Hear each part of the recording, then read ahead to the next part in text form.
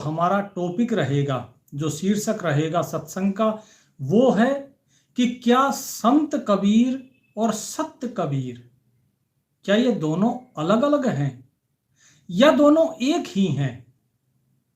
अब भगत जी देखिए, साहेब अपनी वाणी में बार बार ये चीज कहते हैं कि हम सुल्तानी नानक तारे दादू को उपदेश दिया, जात जुलाहा भेद न पाया, काशी माह कबीर हुआ।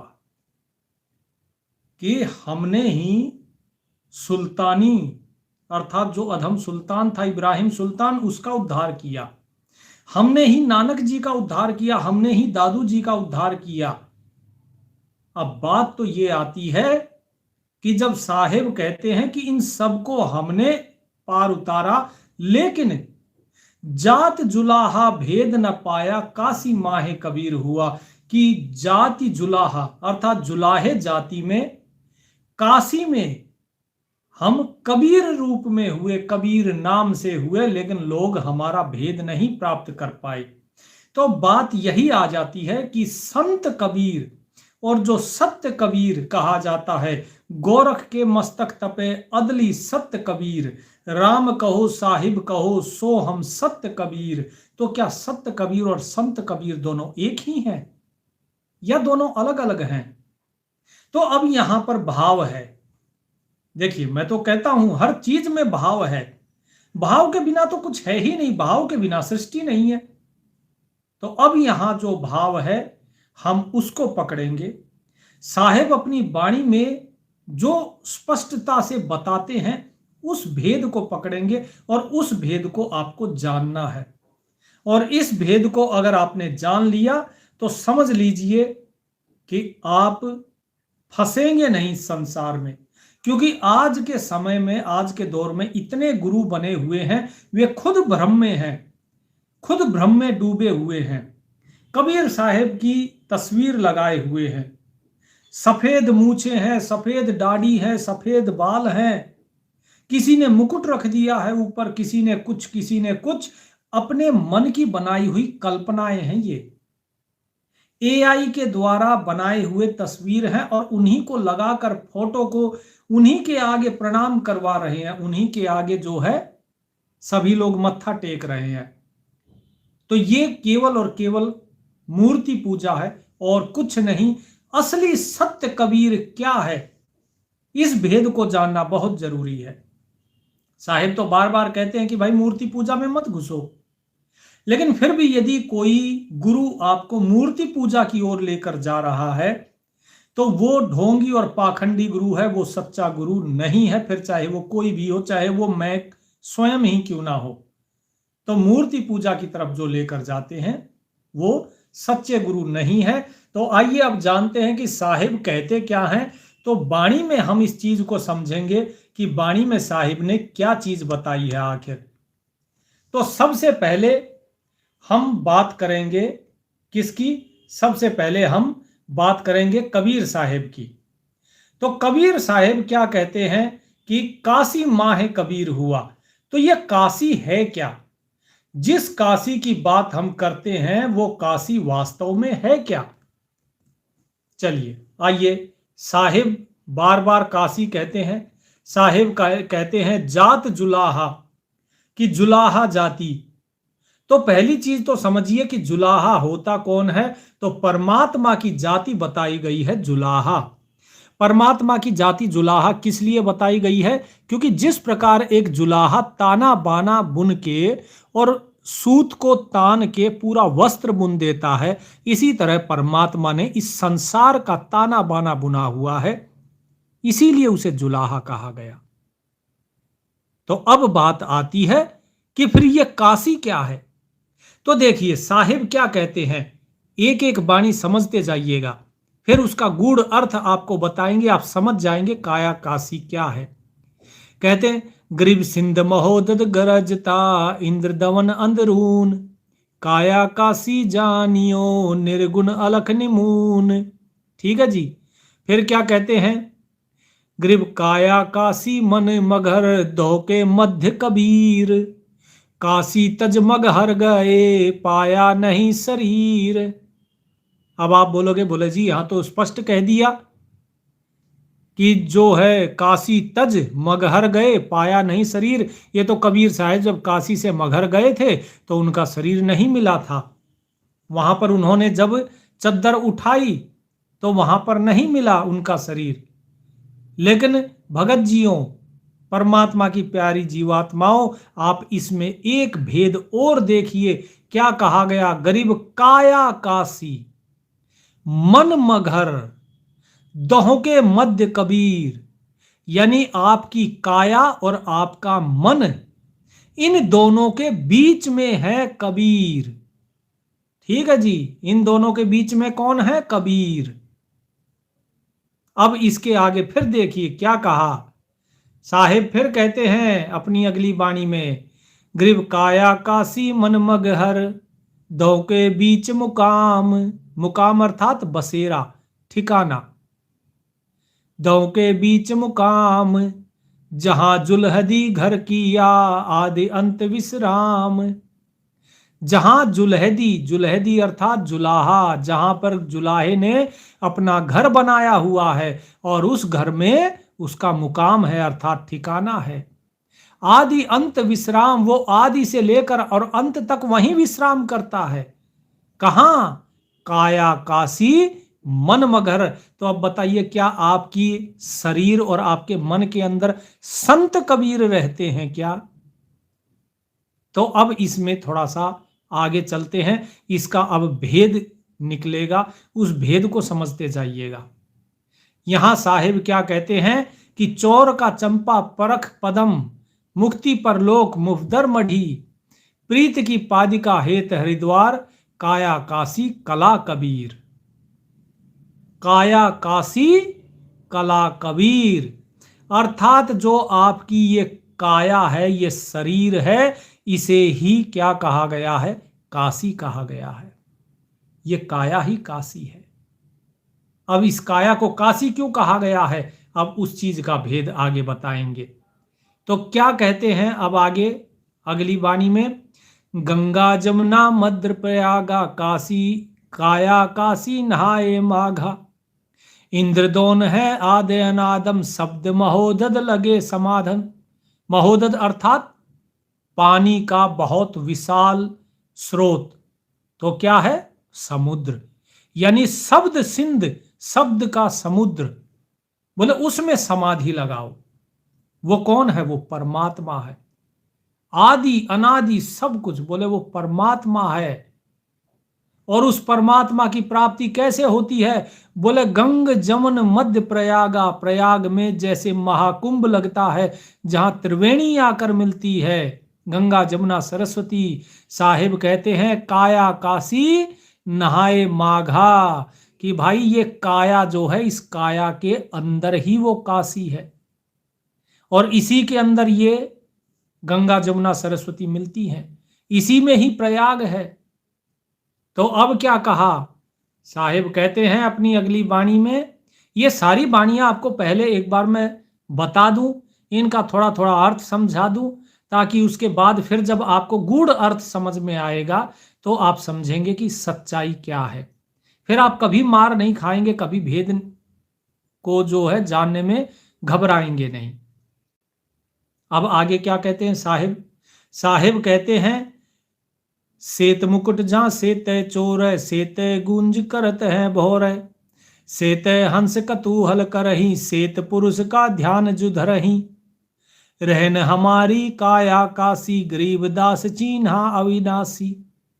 ठीक है जी, कि हमारी रहनी कहाँ है? काया काशी में। ठीक है जी, काया काशी।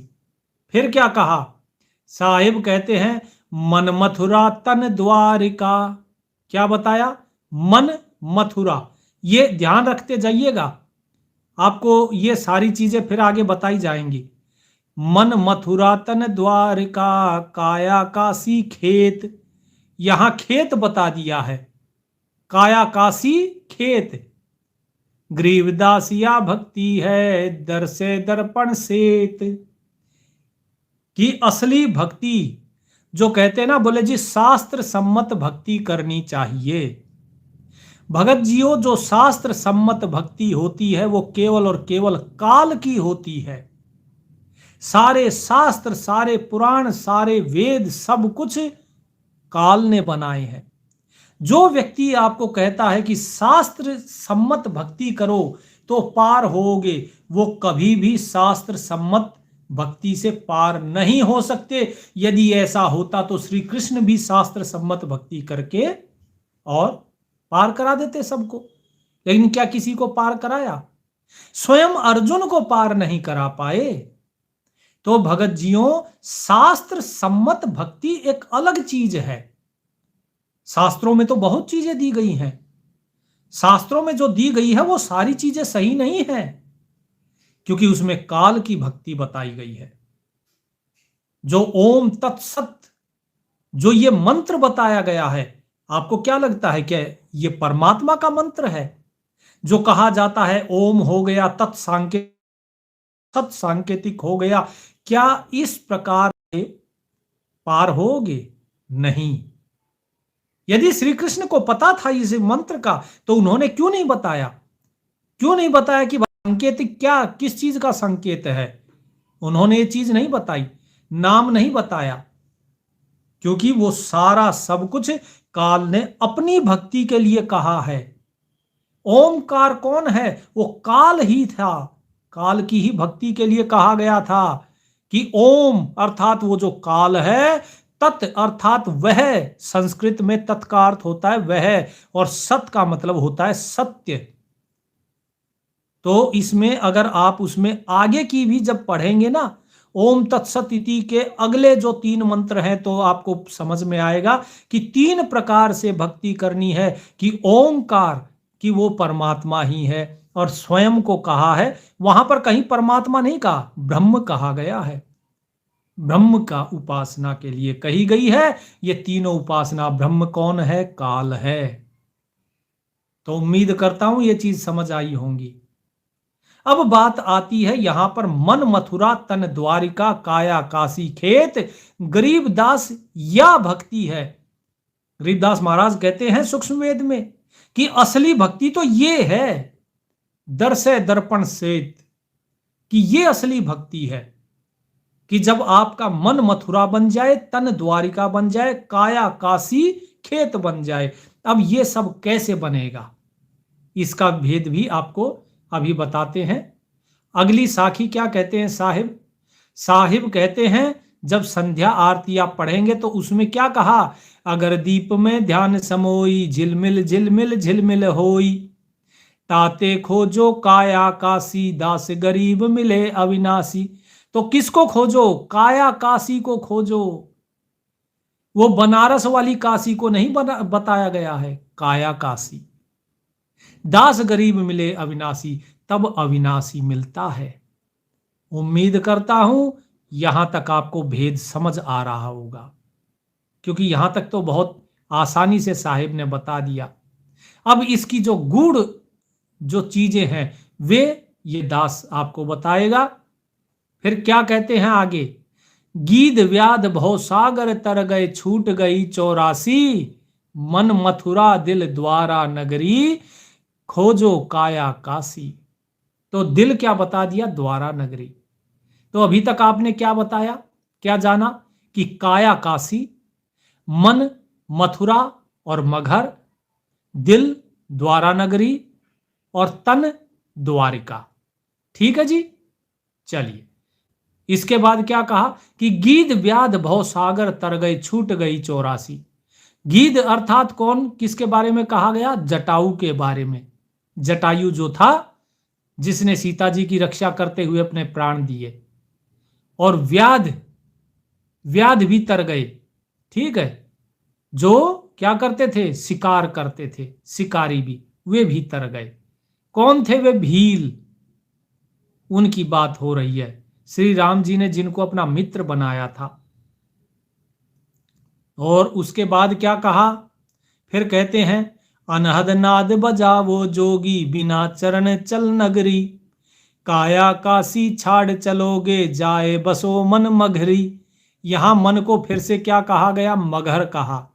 तो मन को दो चीजें कही गई है, एक तो मगहर कहा गया और एक मन को मथुरा कहा गया। ठीक है जी, ये सारा भेद अभी आपको बता देते हैं, फिर आपको चीजें समझ में आ जाएंगी। फिर क्या कहा, गम की गया पिराग बनावे खोजे काया काशी, मन में मथुरा दिल में द्वारा ताहि मिले अविनाशी। ठीक है जी, गम का क्या मतलब होता है? गम का मतलब होता है ज्ञान। ज्ञान, जो गुरु का ज्ञान होता है उसे गम कहा जाता है। वो गम दुख वाला गम नहीं है ये। ठीक है जी, इसके बाद साहेब क्या कहते हैं? साहेब अगली वाणी में कहते हैं, गरीब कोट अनंत का फगुआ मुनिजन मारग माही, अनंत कोट संतन का फगुआ मुनिजन मारग माही, या काया काशी अविनाशी दास गरीब सरनाही। ये काया काशी अविनाशी, कि ये जो काया की काशी है ना, ये अविनाशी है।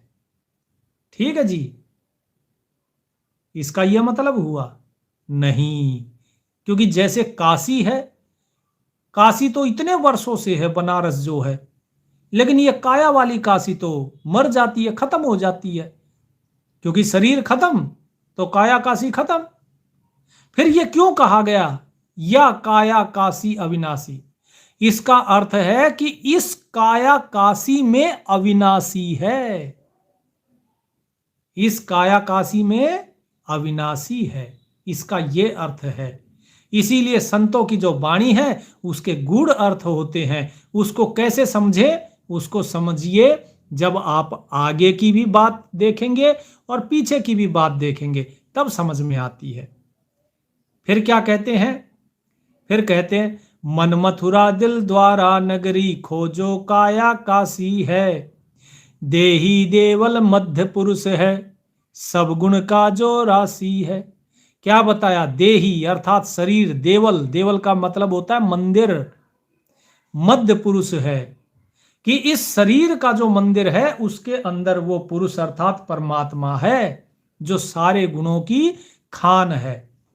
लेकिन लोग तो जाते हैं बाहर दूसरे मंदिर में, पत्थर वाले मंदिर में। क्या भगवान मिलता है? लोग कहते हैं, बोले जी मंदिर में भगवान है। भाई अगर मंदिर में भगवान है और जो मूर्ति आप देख रहे हो वो भगवान है, तो फिर और क्या पाना शेष रह गया भाई? अरे जब आपने भगवान को पा लिया, अगर वो भगवान ही है, तो फिर आप बार बार क्यों जाते हो और वापस क्यों आ जाते हो? फिर इस संसार में क्यों आते हो? फिर वहीं आप भगवान को ही तो पाना चाहते थे, तो वहीं रह जाते, फिर वापस किस लिए आए? संसार में इतना दुख है, संसार में फिर आप वापस क्यों आ गए? अगर मूर्ति ही भगवान थी तो उसी में ही समा जाते, वहीं पर प्राण त्याग देते। लेकिन नहीं, ऐसा नहीं करते हैं लोग। क्यों? इसलिए क्योंकि अगर वास्तविक भगवान को पाना है तो उसके लिए मेहनत करनी पड़ेगी, उसके लिए साधना, सुमरन, भक्ति, बंदगी करनी पड़ेगी। इस संसार से वैराग्य हो जाना चाहिए, संसार का त्याग करना पड़ेगा, मन से इस संसार को उतार कर फेंकना पड़ेगा, और वो हम करना नहीं चाहते। जैसे शराबी चाहता है कि ओहो मेरे घर में तरक्की हो, बरकत हो, लेकिन मैं शराब नहीं छोड़ूंगा, शराब पीना नहीं छोड़ना चाहता। वो शाम होते ही उसे ललक चढ़ जाती है कि मुझे शराब चाहिए। तो यही चीज इस मनुष्य की भी है कि इसे संसार का नशा हो चुका है, और संसार का नशा ऐसा हुआ है कि ये चाहता है कि मैं संसार को ना छोड़ूं। तो फिर क्या है? तो ये शॉर्टकट मारता है। और शॉर्टकट कौन मरवाता है? शॉर्टकट मरवाते हैं पंडे। कहते हैं, बोले ये मूर्ति रही, इसको पूजो, तुम्हारी पुकार भगवान तक पहुंच जाएगी। उसी मूर्ति के ऊपर कुत्ता धार मार के चला जाता है, उसी मूर्ति के ऊपर कबूतर बीट करके चले जाते हैं। अगर उस मूर्ति में भगवान था तो कुत्ते की टांग क्यों नहीं तोड़ी? अगर उस मूर्ति में भगवान था तो उसने कबूतर को भगाया क्यों नहीं? लेकिन नहीं, हम इस चीज को सोचते ही नहीं है। अरे भाई, इस शरीर का हमारा लक्ष्य क्या है? क्या हमने ये शरीर धारण किया रोटी खाने के लिए? क्या हमने वस्त्र पहनने के लिए शरीर धारण किया था, या हमने ये मनुष्य का चोला धन कमाने के लिए लिया था? नहीं, हमारा केवल एक ही उद्देश्य था, उस सत्य को जानना। लेकिन अब शरीर धारण किया तो भोजन तो करना पड़ेगा, क्योंकि इस शरीर को चलाना है। तो भोजन हमारी आवश्यकता है। भोजन के लिए हम जन्म नहीं ले रहे, बल्कि हम भोजन कर रहे हैं ताकि हम जीवित रहें। इस तन के लिए वस्त्र है, लेकिन ये तन वस्त्रों के लिए नहीं है। ये शरीर सत्य जानने के लिए है। इसीलिए साहिब ने एक वाणी कही थी थोड़ी देर पहले, आपने अगर ध्यान दिया हो तो साहिब ने कहा था कि इस काया काशी को जब छोड़ चलोगे, तो क्या कहा? काया काशी छाड़ चलोगे, जाए बसो मन मघरी। ठीक है, फिर कहां जाकर बसोगे? बोले मगहर में। तो अब यहां पर देखिए, इस भेद को अब खोलते हैं। तो सबसे पहले साहिब ने कहा कि काया काशी। तो काया को काशी क्यों कहा गया? काया को काशी इसलिए कहा गया क्योंकि प्राचीन समय में, कबीर साहिब के समय में यह प्रचलन था कि जो व्यक्ति काशी में शरीर त्याग करेगा वो मुक्ति को प्राप्त करेगा, और जो व्यक्ति मगहर में जाकर शरीर त्याग करेगा वो क्या होगा? वो जाएगा नरक में। ठीक है जी। तो इसीलिए यहां पर साहिब ने कहा कि काया काशी छाड़ चलोगे, जाए बसो मन मगरी, कि काया रूपी काशी को जब छोड़ दोगे, अर्थात स्वर्ग मुक्ति को जब छोड़ दोगे, तो कहां जाके बसोगे? नरक में। ठीक है जी। तो पहली चीज तो ये हो गई। अब दूसरी चीज समझिए, जो बार बार साहिब कहते हैं। और क्या कहते हैं साहिब? साहिब कहते हैं कि गम की गया पिराग बनावे, अर्थात गम अर्थात ज्ञान, कि सबसे पहले ज्ञान अर्जित करो। और ज्ञान की क्या बनाओ? गया। गया जो है वहां पर भी कुंभ होता है। प्रयाग, पिराग मतलब प्रयाग। बोले प्रयाग और गया जो है, ये जो धाम है, जो तीर्थ है, गया को तीर्थ कहा जाता है, प्रयाग को तीर्थ कहा जाता है। बोले वो तीर्थ नहीं, असली तीर्थ क्या है? ज्ञान का तीर्थ है। ठीक है जी। तो ज्ञान का तीर्थ है असली। और उसके बाद क्या है? देखिए जी, आपको जिसको भी अपना प्रश्न लिखना है आप प्रश्न लिख लीजिए, बार बार हेलो हाय नहीं। ठीक है, प्रश्न लिखिए आप। फिर क्या कहा कि काया खोजे काया काशी, कि जो काया रूपी काशी है इसको खोजो, अर्थात जो आपका शरीर है इसका खोज करो। क्यों खोज करो? क्योंकि इसी काया के अंदर ही आपकी मुक्ति होगी। मुक्ति केवल मनुष्य शरीर में हो सकती है और नहीं। इसीलिए यहां पर क्या कहा कि पहले ज्ञान जो है ज्ञान धारण करो, और ज्ञान आपको सत्संग के माध्यम से दिया जा रहा है। फिर साहेब कहते हैं खोजे काया काशी, फिर इस काशी को खोजो, इस काया काशी को खोजो। और जब इस काया काशी को कैसे खोजा जाएगा? नाम सुमरन के द्वारा। श्वास श्वास में जब नाम सुमरन करोगे तब। ठीक है जी। अब इसके आगे क्या कहा है कि मन में मथुरा और दिल में द्वारा, ताही मिले अविनाशी। अब यहां पे मन में मथुरा कहा गया। मन में मथुरा कहने का मतलब क्या है? श्री कृष्ण जो है वो कहां पैदा हुए? मथुरा में। ठीक है जी। श्री कृष्ण मथुरा में पैदा हुए, तो इसका मतलब ये हो गया कि मथुरा मन हो गया, यानी प्रभु जो है उनको कहां प्रकट करना है?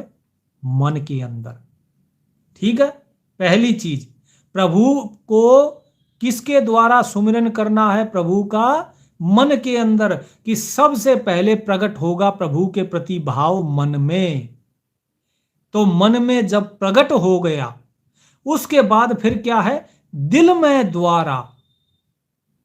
फिर दिल के अंदर क्या है? द्वारा। द्वारा, द्वार क्या होता है? दरवाजा। कि दिल का दरवाजा जो है उस दिल के दरवाजे में चलो।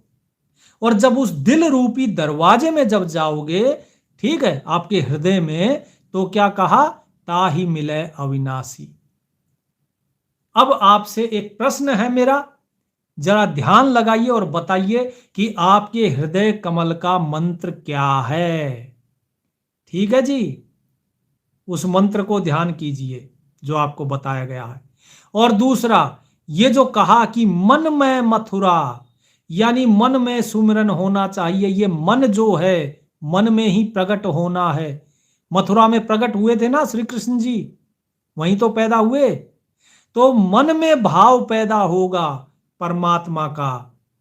ठीक है जी, ता ही मिले अविनाशी, उसी के वो ही अविनाशी मिलेंगे जिसके मन में भाव ही पैदा नहीं हुआ, प्रेम पैदा नहीं हुआ प्रभु के प्रति, और जिसने अपने दिल में नहीं झांका, उसे अविनाशी कैसे मिलेंगे। इशारा आपको कर दिया कि अपने हृदय कमल का क्या है मंत्र। अगर नहीं याद है तो आपको फिर से बता देते हैं कि मंत्र क्या है। चलिए ये देखिए क्या बता रहे हैं साहिब, केवल मंत्र मंत्र ही नहीं, आपको बहुत सी चीजें समझ आ जाएंगी। क्या कहा, सोहम मन ओम है देही, दोहों से न्यारा शब्द स्नेही। इन दोषों से न्यारा है शब्द स्नेही। शब्द स्नेही कौन है, परमात्मा। तो मन किसको बताया गया है, मन कौन है, सोहम। तो प्रकट हो गया। अभी तक आप स्वयं को क्या माने हुए थे, शरीर माने हुए थे। अब आप इस शरीर से उल्टा अंदर की तरफ चले, आपने सुमिरन किया, आपको नाम मिला, आपने सुमिरन किया, और सुमिरन किया तो आपका मन क्या हो गया, प्रकट हुआ कुछ। ठीक है जी। अब इसके बाद क्या आता है, फिर साहिब कहते हैं कि काया काशी मन मथुरा। पहले तो मन मथुरा हो गया, अर्थात मन में प्रकट हो गया। फिर क्या कहा, तन द्वारिका। तन को द्वारिका कहा गया। क्यों कहा गया इस तन को द्वारिका। इस तन को द्वारिका इसलिए कहा गया क्योंकि जो कृष्ण थे वो कृष्ण क्या करते थे, कृष्ण पैदा हुए मथुरा में, और उसके बाद कहां पर जाकर वे रहे, उन्होंने राज किया द्वारिका में। ठीक है जी। जब द्वारिका में, यानी कि जब आपके हृदय के अंदर जब प्रकट होंगे, जब प्रकट होंगे आपके हृदय के अंदर, तभी तो आप जो है जान पाएंगे असली चीज को। तो साहिब क्या कहते हैं, साहिब कहते हैं मन मथुरा तन द्वारिका, काया काशी खेत। अब ये बात आई थी, क्या कहा साहिब ने कि मन मथुरा हो गया क्योंकि मन में प्रकट हुआ सबसे पहले भाव, और उसके बाद जब भाव प्रकट हुआ तब आपने उस अविनाशी को जाना। अब उस अविनाशी को जाना तो उसके बाद क्या हुआ, तन द्वारिका। तो फिर उस अविनाशी का क्या किया, उसने राज किया, वो राजा बना, किसका, द्वारिका का। जैसे श्री कृष्ण मथुरा में पैदा हुए, द्वारिका का राजा बने, इसी प्रकार जो परमात्मा है वो पहले मन में प्रकट होगा और फिर इस तन के अंदर वो राजा बनेगा। ठीक है जी। नहीं तो जब तक नहीं हुआ तब तक मन ही राजा बना रहेगा आपके इसका, क्योंकि आत्मा को तो आप जानते ही नहीं हो, परमात्मा को आप जानते नहीं। तो जब तक प्रकट नहीं होता तब तक कहां से राजा बनेंगे। श्री कृष्ण पैदा होंगे उसके बाद ही तो द्वारिका के राजा बने। तो इसलिए यहां कहा गया कि तन द्वारिका। अब इसके बाद अगला तो देखिए, द्वारिका मथुरा दोनों तीर्थ हो गए। ठीक है जी। अब इसके बाद फिर क्या कहा कि काया काशी खेत। काया जो है वो काशी कही और खेत कहा। अब इसका भेद समझिए। कबीर साहिब जो है वो काशी में उन्होंने अपना कार्य किया। खेत क्या होता है, खेत वो होता है जहां पे किसान बुआई करता है, जुताई करता है, फसल पैदा करता है, अपने सारे काम करता है। ठीक। तो ये जो काशी है ये खेत है, अर्थात आपका जो शरीर है ये शरीर खेत है। इस खेत के अंदर आपको काम करना है। क्या कर्म करना है? इसके अंदर आपको सबसे पहले मन के अंदर भाव पैदा करना है, इसे मथुरा बना देना है। ये तन जो है ये द्वारिका बना देना है उस परमात्मा का ही, कि वो परमात्मा ही आत्मा रूप में इस शरीर में विराजमान है, सब कुछ वही कर रहा है। और क्या करना है? बोले खेत है, खेत में आपको मेहनत करनी है। क्या मेहनत करनी है? कि श्वास श्वास में आपको सुमिरन करना है, मेहनत करनी है। जैसे खेत में हल बहाया जाता है, हल चलाया जाता है, तो जब खेत को बहाया जाता है तो हल इधर से उधर जाएगा, उधर से फिर इधर आएगा, फिर इधर से उधर, फिर उधर से इधर। ठीक इसी तरह आपको श्वास श्वास में सुमिरन करना है, बाहर फिर अंदर, फिर बाहर फिर अंदर। ठीक है जी। तो ये मतलब हो गया काया काशी खेत। उम्मीद करता हूं यहां पर आपको चीज समझ आई होगी। अब इसमें साहिब ने फिर कहा, ताते खोजो काया काशी, दास गरीब मिले अविनाशी। इसलिए आप इस काशी को खोजो, इस काया रूपी काशी को। आपको उस काशी में जाकर कोई भी मुक्ति प्राप्त नहीं होगी। आपको इस काया रूपी काशी के अंदर ही जब खोजोगे उस परमात्मा को, तभी कहते हैं कि दास गरीब मिले अविनाशी। तभी वो अविनाशी मिलेगा, तभी उस परमात्मा को जानोगे। उम्मीद करता हूं ये बात आप समझ गए होंगे, क्योंकि यदि इस बात को नहीं समझे तो फिर बात गड़बड़ा जाएगी। क्योंकि इस बात को समझने में ब्रह्मा विष्णु महेश जैसे भी थक गए, उनकी भी समझ में नहीं आई। क्या कहते हैं? अनंत कोटि जाके शंभु ध्यानी, ब्रह्मा असंख्य वेद पढ़े बानी, इंद्र अनंत मेघ रसमाला, शब्द अतीत बिरद नहीं बाला। क्या कहते हैं? कि वो जो परमात्मा है, जो यहां कहा गया दास गरीब मिले अविनाशी, बोले उसकी आरती तो अपरंपार है। उसकी आरती करते करते तो था के ब्रह्मा वेद उच्चारा। ब्रह्मा जी भी वेदों का उच्चारण करते करते थक गए, लेकिन पार नहीं पाए उस परमात्मा का। शंभु जैसे अनंत कोटि उनका ध्यान कर रहे हैं, ब्रह्मा असंख्य वाणी पढ़ रहे हैं, लेकिन फिर भी वेद की वाणी पढ़ पढ़ के भी उसका भेद नहीं पाया। क्योंकि वेद के अंदर सिर्फ काल का भेद है, परमात्मा का भेद है ही नहीं। जो कहते हैं कि नहीं जी वेद में परमात्मा का भेद है, तो बता दो कहां पर परमात्मा का नाम सुमरन के लिए बताया है वेदों में, कि किस प्रकार से सुमरन करना है। क्या कहीं पर बताया है वेदों में कि श्वास श्वास में सुमरन करना है? क्या कहीं वेदों में बताया है कि ये सार नाम है, ये सत्य नाम है? क्या वेदों में कहीं बताया है कि किस प्रकार से वो परमात्मा मिलता है? कुछ नहीं बताया। साहिब कहते हैं, इंद्र अनंत मेघ रसमाला, शब्द अतीत बिरद नहीं बाला। वो जो परमात्मा है वो शब्दातीत है, ना ही वो वृद्ध है और ना ही वो बालक है। और लोग क्या दिखाते हैं? बूढ़े से बना दिए कबीर साहिब, और उनका एआई से बना दिए बड़े ही सुंदर, और लंबी सी उनकी सफेद दाढ़ी, लंबी सी सफेद मूछ, और बाल एकदम सफेद, और बड़े चमकीले हीरे जड़ित जो वस्त्र पहना के और मुकुट पहना दिया। बोले वाह जी वाह। ये सारी स्थूल चीजें दिखाकर और फिर कहते हैं ये कबीर हैं। नहीं, वो कबीर नहीं है। साहिब ने क्या कहा? कबीर कहां है? साहिब ने अपनी वाणी में बताया था ना कि कबीर कौन है, कि कबीर तो आपकी इस काया काशी के अंदर है। क्या कहा? साहिब कहते हैं, गरीब काया काशी मन मगर, कि काया काशी है अर्थात जहां पर मुक्ति है, और मन मगर है। ठीक है जी। दो के मध्य कबीर, तो मुक्ति और नरक, मन क्या है? मगर, वहीं तो नरक होता है। यही कहा जाता था ना कि जो मगर में प्राण त्यागेगा वो कहां जाएगा? वो जाएगा नरक में। लेकिन यहां क्या कहा? दो के मध्य कबीर, कि कबीर जो हैं, बोले वो तो काशी में भी है और मगर में भी, वो काया में भी है और वो मन में भी, वो सब जगह है। और फिर क्या कहा? कि काशी तज मग हर गए, पाया नहीं शरीर, कि जब काशी को तज कर मगहर गए, तो अब यहां भेद सुनो, बहुत गहरे भेद की बात है। क्या? कि काशी को तज कर जब वो मगहर गए थे तो उनका शरीर नहीं मिला।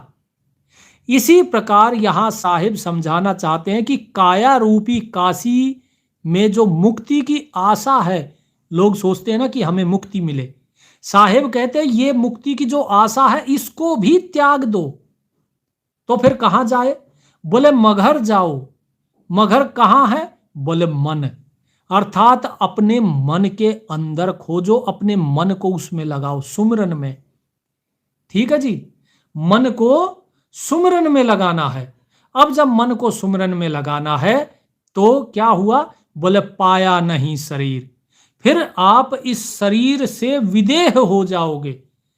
अभी आपका अध्यास देह में है, फिर आप इस देह से परे हो जाओगे, आप नूर रूपी हो जाओगे। ये साहिब यहां समझाना चाह रहे हैं कि फिर आप शरीर को छोड़कर उस शरीरी को पा जाओगे। फिर आगे देखिए क्या कहा, काया काशी मन मगर दौ के बीच मुकाम, जहां जुलहदी घर किया आदि अंत विश्राम। तो क्या कहा कि काया काशी और मन मगर, इन दोनों के बीच में परमात्मा का बसेरा है। कौन? कबीर साहिब। कबीर साहिब का बसेरा इन दोनों के बीच में है। अब अगर आपको फिर से अगर ध्यान दिलाऊं तो मन क्या है? मन क्या बताया था? सो मन सोहम और ओम है देही। तो काया को ही देही कहते हैं, तो ये क्या हो गया? ओम। और मन कौन हो गया? सोहम। और इन दोनों के बीच में कौन है? कबीर। ठीक है जी, बात समझ में आई? तो जो लोग ये कहते हैं कि नहीं जी ये ऐसे हैं वैसे है, ये ऐसे वैसे इधर उधर की जितनी बातें हैं ये सब छोड़ दीजिए। साहिब की वाणी पढ़िए कि काया और मन के बीच में कबीर हैं। तो काया के बीच में, काया और मन के बीच में उनका स्थान है, उनका मुकाम है। इसका अर्थ है कि ओम सोहम के बीच में ही कबीर स्थित हैं। अब यहां पर स्पष्ट क्या होता है कि कबीर साहिब, अब जो बता रहा हूं सुनिए, इन सारी वाणियों से यह स्पष्ट होता है कि जो सत्य कबीर हैं, सत्य कबीर जिन्हें आप सतगुरु कबीर कहते हैं, जिन्हें आप बंदी छोड़ कबीर, अदली कबीर कहते हैं, वो ही कबीर दास के रूप में काशी में आए। वो ही कबीर दास के रूप में काशी में प्रकट हुए।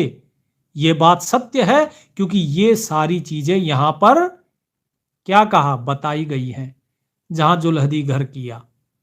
अब इसके बाद क्या है? दूसरी चीज क्या है कि जो सत्य कबीर आपको दिखे हैं, वो सत्य कबीर केवल क्या है? वो सत्य कबीर केवल जो तत्व है, वास्तविक जो सत्य है वो है। और जो दास कबीर है वो केवल एक आपको शरीर दिखाया गया व्यवहार करने के लिए। इसीलिए आपको जो कबीर साहिब का जो शरीर था, उस शरीर के पीछे ना जाके केवल जो सत्य कबीर हैं, अर्थात जो परमात्म तत्व है, केवल उसको ही आपको जानना है। और उसको जानने का तरीका यहां क्या बताया कि वो इन दो के मध्य है, काया और मन के मध्य में कबीर है। तो उम्मीद करता हूं आपको ये भेद समझ आया होगा। असल में समझना बड़ा आसान होता है, लेकिन दूसरे को समझाना बड़ा जटिल होता है। इस दास को ये भेद पता है, इसीलिए मैं कोशिश करता हूं समझाने की, क्योंकि मेरी समझ में ये भेद आया। लेकिन अगर मैं अब आपको समझाना चाहूं तो मैं ये बड़ा मुश्किल हो जाएगा मुझे समझाना। फिर भी कोशिश कर रहा हूं, साहिब की जैसी आज्ञा है, जैसी गुरुदेव की आज्ञा है, उस प्रकार से आपको कोशिश करते हैं समझाने की कि जो आपको नाम दिया गया है सतनाम, उस सतनाम का सुमिरन करते रहिए। उस सतनाम में ही, उस नाम के बीच में ही असल तत्व परमात्मा छुपा हुआ है। इसीलिए साहिब कई बार बार बार अपनी वाणी में आगे बोलेंगे, ओम सोहम सारम। ओम सोहम सार है, इस प्रकार की वाणी बहुत बार आएगी। होरी के अंग में भी आती है, ओम सोहम सार है रंग होरी हो, सूक्ष्म मंत्र छाक राम रंग होरी हो। इस प्रकार से आगे वाणी में आएगा। तो इसीलिए भगत जियों साहिब ने बार बार कहा, राम नाम जप कर थिर होई, ओम सोहम मंत्र दोई। यही दो मंत्र हैं और कोई मंत्र नहीं है, इसीलिए इन्हीं को ही आपको जाप करना है।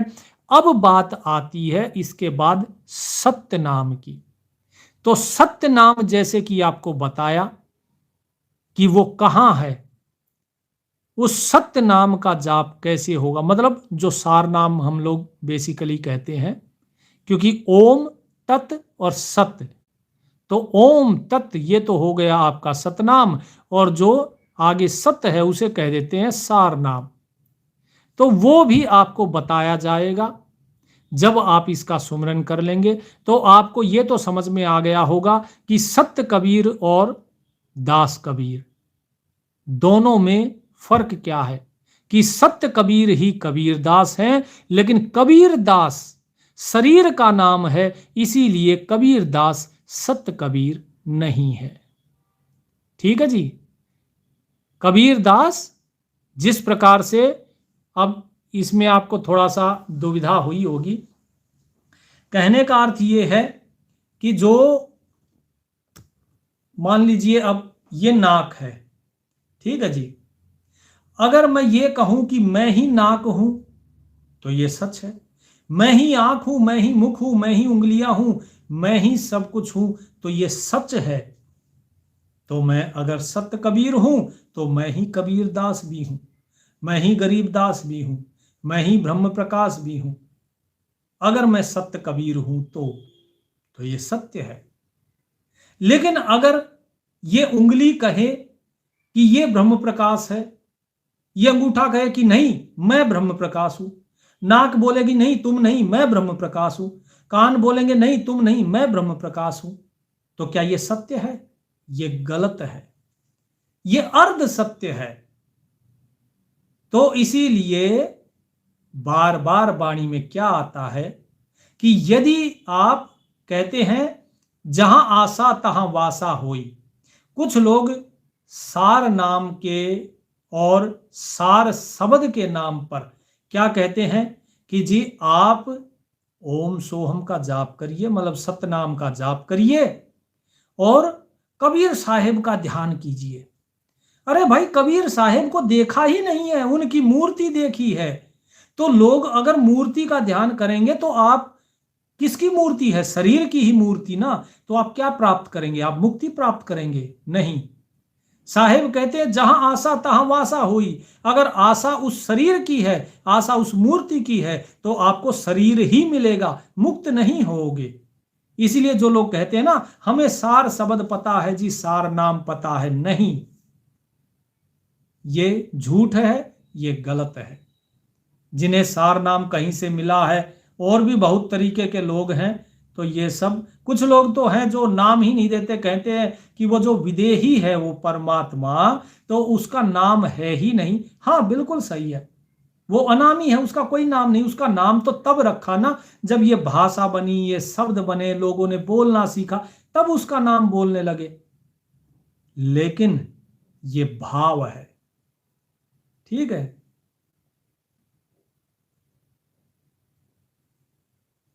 ये एक भगत जी कह रहे हैं, सर दैट इज ओनली, चले गए।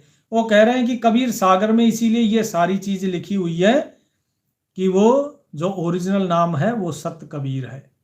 हाँ बिल्कुल सही बात है। सत्य माने सच्चा, कबीर माने जो सबसे महान है, जो सच्चा है सबसे महान है। लेकिन क्या इस सत्य कबीर का जाप करके आप मुक्त हो जाओगे? क्या जाप करके मुक्त हो जाओगे? क्योंकि सत्य कबीर ये तो आप जीभ से बोल सकते हो, लिख सकते हो, लेकिन वो परमात्मा तो अलेख है, उसके नाम को बोला नहीं जा सकता। जो कुछ बोला जाता है, जो कुछ 52 अक्षर में है, उससे मुक्ति नहीं है। तो मुक्ति कैसे होगी, कैसा है वो सार नाम, ये सारी चीजें आपको समय आने पर बताया जाएगा। अभी तो आपको क्या करना है, अभी आपको सभी के लिए ये नियम है कि आप लोग एक चीज जरूर करेंगे, और वो क्या है, वो ये है कि सुबह सुबह रोजाना, क्योंकि बहुत से लोग हैं जिनकी ये शिकायत है कि जी हम जो है कर नहीं पाते हैं सुमिरन, तो उनके लिए सबसे पहली चीज, सांस अंदर खींचिए और फिर बाहर छोड़िए। जब सांस अंदर खींचते हैं तो ध्यान दीजिए कि सांस आई, ये आई, अनुभव कीजिए, आई, नाभि तक गई और नाभि से फिर वापस आई, आई और फिर यहां त्रिकुटी तक होते हुए और फिर नाक के द्वारा फिर बाहर गई। इस प्रकार से सांस को देखना है। कम से कम आपको 1000 बार सत्य नाम का सुमिरन करना ही करना है। 1000 बार। कितना समय लगता है, कोई ज्यादा समय नहीं लगता। सुबह जो है आप देखिए 1 मिनट में 15 श्वास आती हैं, तो यानी कि 1 मिनट में आपने 15 बार कर दिया। तो 7 मिनट में, 7.5 मिनट में कितनी बार कर देंगे, 7 मिनट में 105 बार, 14 मिनट में कितना हो गया, 210 बार। ठीक है जी, यानी कि आपको 7 से 8 मिनट में या 7.5 मिनट में आप 1 माला कर लेते हैं, 15 मिनट में आप 2 माला कर लेते हैं, 2 माला अर्थात 200। ठीक है, तो इस तरीके से यदि आप करेंगे तो 1 घंटे में आप 8 माला कर सकते हैं।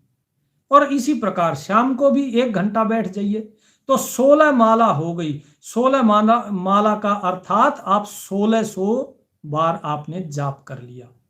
और मैं तो 1000 कह रहा हूं, तो क्या इतना भी नहीं कर सकते?